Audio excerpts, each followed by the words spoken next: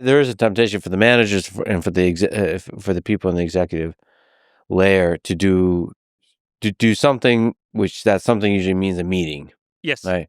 And Yes. so that's why you say Their job is telling other people what to do. yeah. And the meeting. So this is one of the big things you're against is Meetings are toxic. Yeah.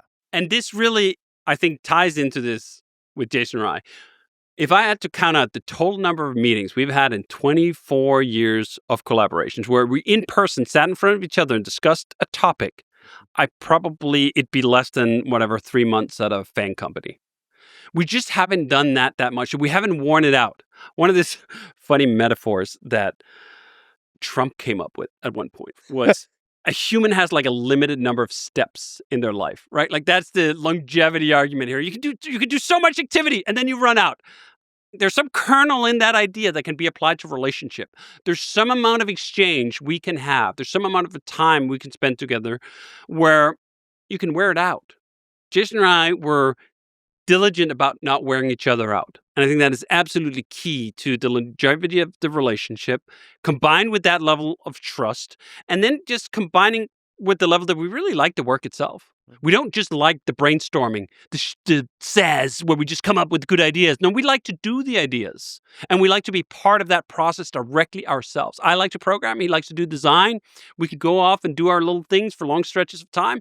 Occasionally come together and go like, hey, let's launch a great product. This might sound like I'm asking you to do therapy, but I find myself to sometimes want or long for a meeting because I'm lonely. Like, because remote work, just sitting by yourself, I don't know, it can get really lonely for long stretches of time. Let me give you a tip. Get a wife. Yes. God damn it. Get a couple kids. All right. Like, family really is the great antidote to loneliness. And I mean that as sincerely as I can possibly say it. I certainly had exactly that feeling you described early in my career when I was working remotely. And I was just like me living in an apartment, a total stereotype where for the longest time when I first moved to Chicago, all I had on the floor was a mattress. And then I bought this big TV and I didn't even mount it. And then I had a stack of DVDs.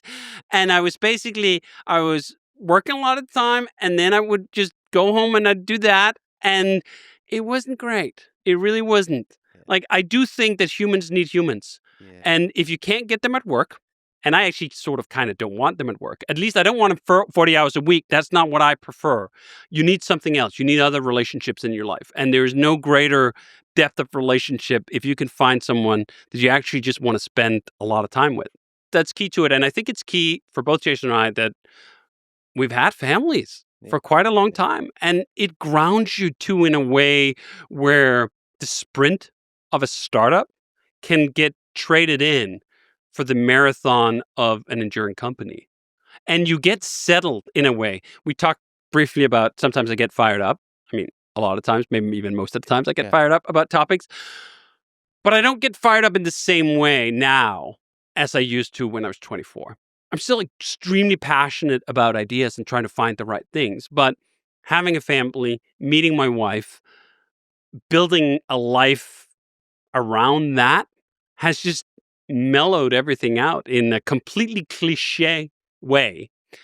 But I think it's actually key. I think if we could get more, even younger people, not to wait until they were in their late goddamn 30s or early 40s to hitch up with someone, we'd be better off and we'd have more stable business relationships as well, because folks would get that nurturing human relation somewhere else. Now, when I say all of that, I also accept that there are plenty of great businesses that's been built over the years that have not been built remote, that have been built by a gang of hooligans sitting in an office for immense hours of time. I mean, both John Carmack and Tim Sweeney talked about that in the 90s with their careers, that was just basically work, sleep, hang out with the guys at the office, right?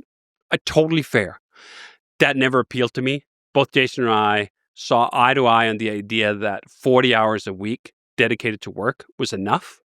That if we were going to go to distance for not just the 5 to 7 years it takes to build a VC case up to an exit, but for potentially 10 years, 20 years, or further, we needed to become whole humans because only that whole humanness was going to go to distance, which included building up friendships outside of work, having hobbies, finding a mate, and having a family. And that entire existence, those legs of the stool, that work is not the only thing in life, is completely related to the fact that we've been around for 25 years.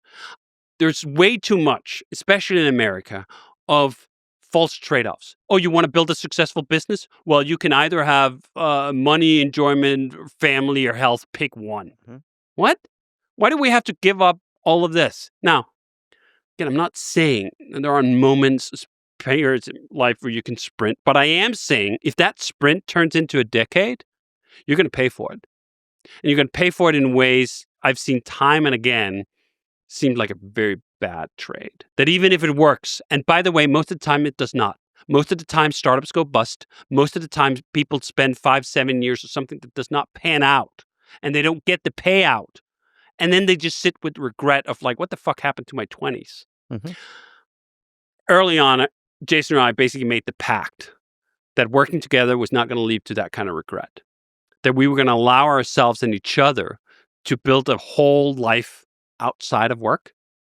And the fact that that worked is something I feel is almost like forbidden knowledge. Certainly in technology circles in the US, it's something that we've tried to champion for 20 years and we still get slacked for. Just 2 days ago, I had another Twitter beef with someone saying like, oh, well, okay, maybe it worked, but you didn't turn into Atlassian, so you're a failure. Basecamp isn't Jira, so why are you even bothering? And it's such a fascinating winner-takes-all mentality that unless you dominate everyone else in all the ways, you've lost.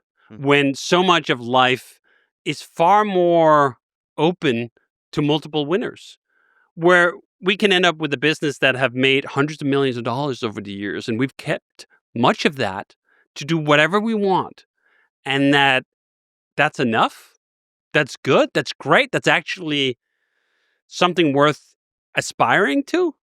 Certainly, it should be a path for someone to consider choosing rather than the VC unicorn and bust mentality that dominates everything.